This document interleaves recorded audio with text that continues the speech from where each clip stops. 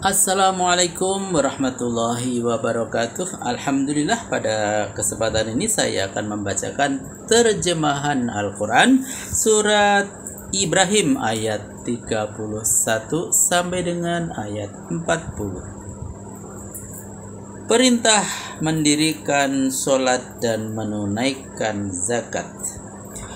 Aku berlindung kepada Allah dari godaan syaitan yang terkutuk dengan menyebut nama Allah yang Maha Pengasih dan Maha Penyayang. Katakanlah kepada hamba-hambaku yang beriman supaya mereka mendirikan sholat dan menyumbangkan sebagian rezeki yang kami berikan kepadanya, baik secara diam-diam maupun secara terang-terangan, sebelum datang suatu hari saat tidak ada tawar-menawar dan persahabatan. Catatan, maksudnya pada hari kiamat tidak ada tebusan dosa, tidak dapat seseorang menolong sahabatnya dengan bentuk apapun, yang ada hanyalah keadilan yang semurni-murninya. Dalil-dalil tentang keesaan Tuhan yang terpampang di segenap penjuru alam dan dalam jiwa manusia sendiri. Allah yang menciptakan langit dan bumi serta menurunkan hujan dari langit.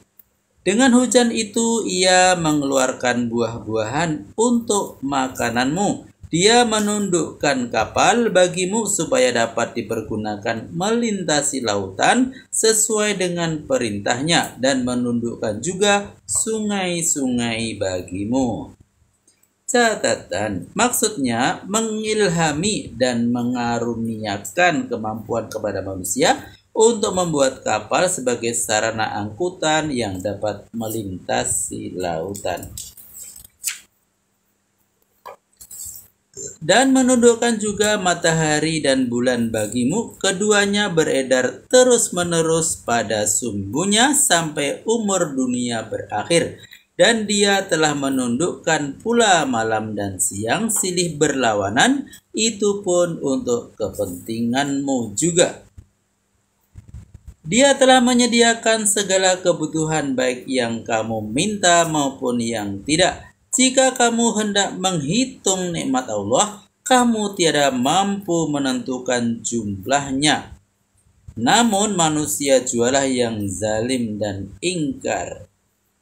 Catatan, maksudnya seluruh kebutuhan manusia telah disediakan Tuhan, bahkan yang belum dibutuhkan pun sudah disediakan juga. Misalnya pada abad-abad yang lalu manusia belum membutuhkan radio, televisi, komputer, dan alat-alat serba mutakhir lainnya.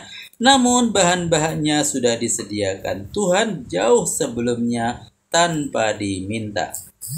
Yang kedua, manusia tidak akan mampu menghitung berapa jumlah nikmat Tuhan yang telah dan yang akan dilimpahkannya kepada manusia. Sebab nikmat Tuhan itu selalu bertambah dalam jumlah yang tiada batasnya.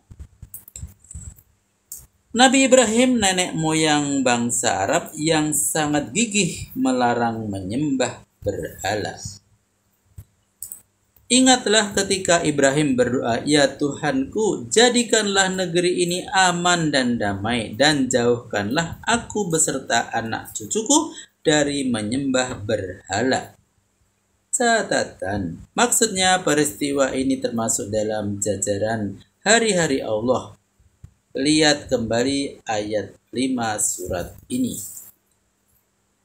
Ya Tuhanku, berhala-berhala itu telah menyesatkan banyak orang di antara manusia dari jalan yang benar. Barang siapa yang mengikuti aku dalam keimanan, ia termasuk dalam golonganku. Dan barang siapa yang durhaka kepadaku, Engkau Maha Pengampun dan Maha Penyayang. Ya Tuhan kami, aku telah menempatkan sebagian keturunanku di lembah yang tak ada tanam-tanamannya dekat rumah sucimu ini. Aku berbuat demikian, ya Tuhan kami, demi untuk memungkinkan mereka mengerjakan sholat. Karena itu, jadikanlah hati sebagian orang gandrung mencintainya. dan berilah mereka rezeki dari buah-buahan, semoga mereka bersyukur. Catatan maksudnya adalah anak-anak Nabi Ismail.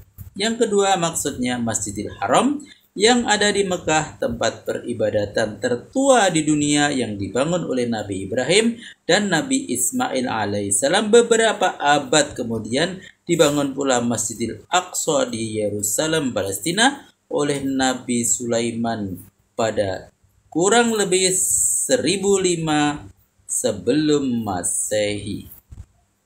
Yang ketiga, maksudnya Masjidil Haram itu menurut keinginan Nabi Ibrahim, di samping menjadi tempat peribadatan oleh anak cucunya, juga oleh orang-orang yang beriman di seluruh dunia. Untuk itu Nabi Ibrahim berdoa kepada Tuhan agar memberi ilham kepada manusia untuk mengunjungi Masjidil Haram, untuk melakukan ibadah haji mengikuti jejaknya.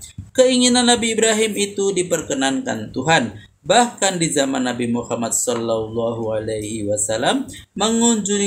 mengunjungi Masjidil Haram untuk menunaikan ibadah haji menjadi kewajiban pokok dengan syarat tertentu dan menjadi idam-idaman yang tak kunjung padam. Ya Tuhan kami, Engkau mengetahui keinginan yang tersembunyi dalam hati kami maupun yang kami nyatakan dalam doa kami.